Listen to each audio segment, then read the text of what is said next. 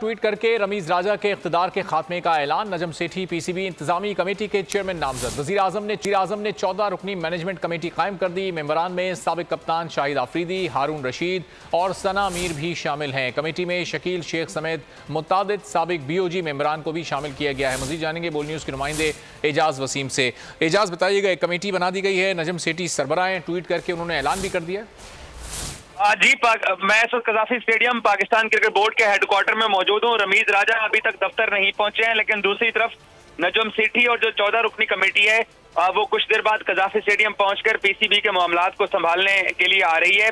और नजम सेठी ने खुद ट्वीट करके ऐलान किया है कि रमीज राजा का इख्तिदार अब खत्म हो चुका है और पाकिस्तान क्रिकेट बोर्ड की एक इंतजामी कमेटी 14 रुकनी बन गई है, जिसमें साबिक कप्तान शाहिद आफरीदी, पाकिस्तान टीम के साबिक मैनेजर हारून रशीद शामिल है, साबिक विमेन कप्तान सना मीर इस कमेटी में शामिल है, जबकि शकील शेख और दीगर भी मेंबरान इस कमेटी के अंदर शामिल हैं।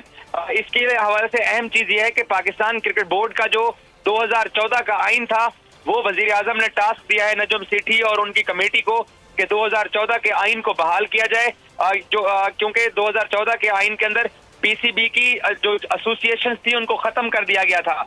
तो अब नई जो इंतजामिया है नजम सेठी की सरबराही में, वो कुछ देर बाद यहाँ कजाफी स्टेडियम लाहौर पहुंचकर पीसीबी के मामला संभालेंगी।